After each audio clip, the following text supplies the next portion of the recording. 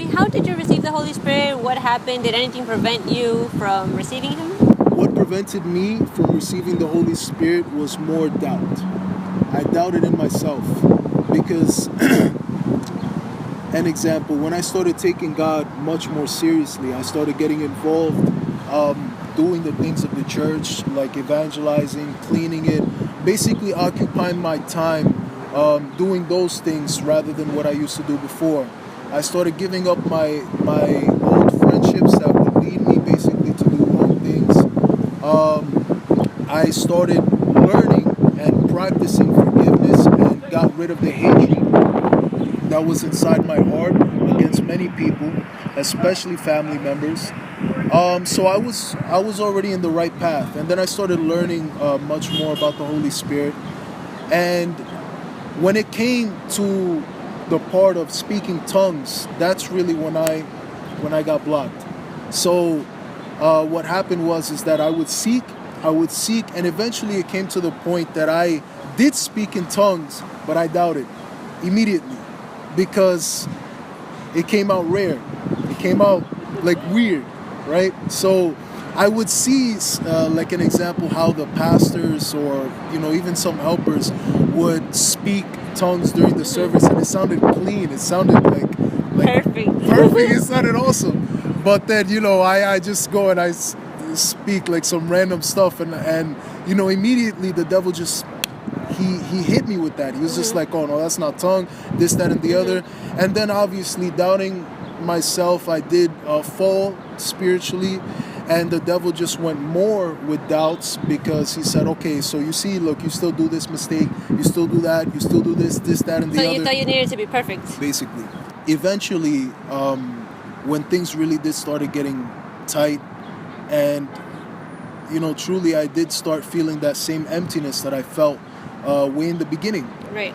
And I just decided, I said, I'm not gonna accept this no more.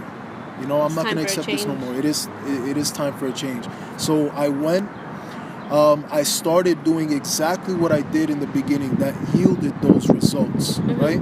Initially, I started praying more, much more, not just in church, but in my own house, in the boiler room. I remember my sister, it's funny, she even recalled, she said that she used to hear me crying, like initially, way in the beginning, downstairs in the basement, praying, and she never spoke to me about that. I never knew that she knew, but she did. But I started doing that, investing in my spiritual life, evangelizing more again, being much more active in the church, cutting off the bad habits that I developed again within those few months that I drifted away, until finally, it was about a month and a half that I was in this process, firm, right? Your mindset had changed, though. Yes, it definitely did, because I was determined. I said, it's enough, you know. But there was one day, one Friday, where it was right before a vigil, right, of the Holy Spirit, that I was in the back just, chilling, talking to a random person who I forgot. And then an assistant just comes out of nowhere, and he goes to the back to where I am, and he just, says, like, yo, when are you gonna not accept to have the Holy Spirit anymore? When are you gonna change that situation? Until when? And the funny thing is that he said that jokingly. He said that in a very playful way, smiling and everything, but I took it that serious. That really hit home. Right. And I took it as God himself saying that to me. So right then and there in that moment, my whole mindset just totally changed. And I went inside that vigil that same night determined. Just 100%. That was like the famous phrase, the cherry on top. Yeah. Right? That was the cherry on top.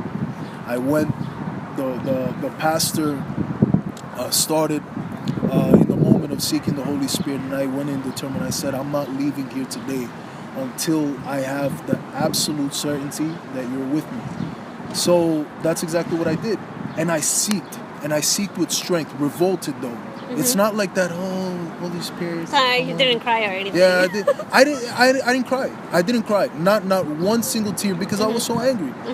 The reason why I didn't, and I really did charge this from God, it's not because my cries were empty to Him, but it's because they were backed by actions. I knew how I was living my life. I knew all of the actions that I had already done and was doing currently at that time. So there was no doubt inside my heart. I knew that I could speak to God with authority and He'll have to listen because He promised, right? So then when I did it in that way, thank God I did leave that night with that certainty that His presence was in fact inside me, and it hasn't left since then until now, right? And it's gonna continue. It's not leaving. And it's gonna continue. And it's gonna continue. I'm just saying, right? All right, cool. Hey everyone, thank you for watching. Please make sure to subscribe to our YouTube channel, and if you have a friend, make them also subscribe. And if you like to go on Facebook, if you have a Facebook page, make sure to follow our Facebook page at FJU Estados Unidos. And if you like culture and you love to act, you can look for your local branch leader.